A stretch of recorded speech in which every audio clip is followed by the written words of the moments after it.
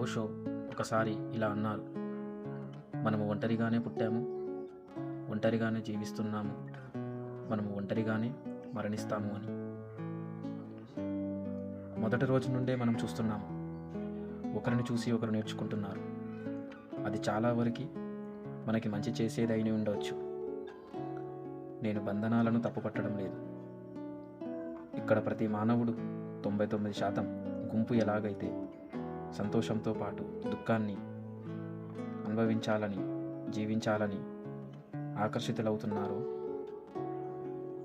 మిగిలిన 1% వాళ్ళకి వచ్చినట్లు అనిపించినట్లు ప్రకృతి సహజంగా జీవిస్తున్నారు.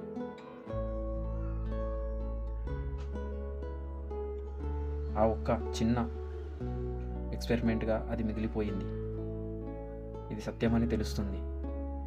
ఎందుకంటే మనము ప్రకృతిలో భాగంగా ఉంది మిషనరీ ప్రపంచాన్ని వాడుకుంటున్నాం. ప్రకృతిలో కొన్ని ఫిక్స్ అయి ఉన్నాయి, కొన్ని స్వేచ్ఛలోనే ఉన్నాయి.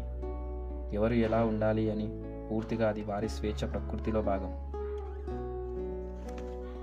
ప్రకృతిలో ఇన్ని గంటలు పని చేయాలి, ఇన్ని గంటలు నిద్రపోవాలి, ఇన్ని గంటలు తినాలి, ఇన్ని గంటలు నడవాలి అని ఫిక్స్ అయ్యి ఎక్కడా లేదు. ఈ తోవలో ఉన్నవారు 1% వాళ్ళపై ఎటువంటి ఫిలాసఫీ, ఎవరి ఆలోచనలు, మరకలు అక్కడ లేవు. అలాంటి చోట మాత్రమే స్వేచ్ఛ ఉదయిస్తుంది. స్వేచ్ఛలోనే ఉంటారు. ప్రపంచంలో ఉన్నప్పుడు ఎంత డెవలప్మెంట్ జరిగినప్పటికీ అక్కడ స్వేచ్ఛ బందీగానే ఉంటుంది. ఉదాహరణకు, ప్రపంచంలో తినడానికి ఆహారం కావాలి, దానికోసం పని చేయాలి.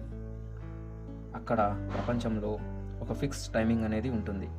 9 గంటల నుంచి 5 గంటల వరకును, 10 గంటల నుంచి 6 గంటల వరకును, అలా ఒక నియమితమైన సమయం అనేది నిర్ధారింపబడి ఉంటుంది. 8 గంటలు ఖచ్చితంగా పని చేయాలి. అక్కడ నుండి మీకు కొంచెం డబ్బు, ఆ డబ్బుతో మీకు కొద్దిగా ఆహారము వస్తుంది. కానీ ప్రకృతిలో అలాంటి నియమం ఏమీ ఉండదు. సమయపాలన అనేది ప్రకృతి అనుసారంగా ఉంటుంది. ప్రకృతిలో ఆహారం ఆకలి వేస్తే వేటకు వెళ్ళి లేదా అక్కడ చుట్టుపక్కల ఆహారాన్ని సేకరించడానికి వెళ్తారు.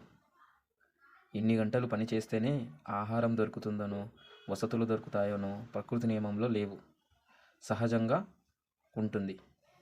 కానీ ప్రపంచంలో సక్సెస్ అవ్వాలి అంటే నియమాలు అనివార్యం. 99% జనం ఈ తోవకు చెందినవారే. ఇది ఒక లూప్లా ఉంటుంది. ఖచ్చితంగా చేయాలి, ఇన్ని గంటలు చేయాలి, ఇలానే ఉండాలి, ఇలానే జీవించాలి అని. ప్రపంచంతో గుర్తింపు పెట్టుకుంటే అక్కడ మనకు చాలా పని, తినడం, నిద్రతో పాటు చాలా ఆలోచనలు వస్తుంటాయి. ఆ ఆలోచనలతో మనం సంబంధం పెట్టుకుంటే అది కోరికగా మారిపోతుంది. అది తీరిపోతే ఓకే, కానీ అక్కడితో కోరిక తీరకపోతే ఇది మనం చాలా దగ్గర నుంచి చూడాల్సిన విషయం. కోరిక తీరకపోతే అది కొన్ని సంవత్సరాల పాటు ఉంటే అది వ్యామోహంగా మారుతుంది. ఆ కోరిక తీరుతుందా లేదా అనే డౌట్ పుడుతుంది. కొన్ని భయాలు పుడతాయి. అవును, ఒత్తిడి కూడా పుడుతుంది. పోలిక పుడుతుంది. ప్యాషన్ పుడుతుంది. అదే నమ్మకం అవుతుంది. అది సాధ్యమైతే అక్కడితో కూడా ఆగదు. దానితో మనం అనుబంధం పెంచుకుంటాం. అది ఒక గర్వంలా పెరుగుతుంది. ఒక కాల సమయానికి అది పోతుంది. అప్పుడు మళ్ళీ బాధ కలుగుతుంది. ఇవన్నీ ఒక చిన్న ఆలోచన కారణంగా ఉంటుంది. కానీ ఆలోచన ఎక్స్పాండ్ అయ్యే కొద్దీ ఇదంతా జరుగుతుంది. ఇలాంటి ఆలోచనలు, ఇంకా చాలా చాలా ఆలోచనలు ప్రపంచంలో ఉంటాయి. వాటి సంగతి ఆలోచిస్తేనే మతిపోతుంది. జస్ట్ చిల్ పిల్ ప్రకృతిలో తీరని ఆలోచనలకు తావు లేదు. ప్రపంచంలో ఆలోచనలు తప్ప ఏమీ లేవు. ఆలోచనల వెంట పరుగు తప్ప.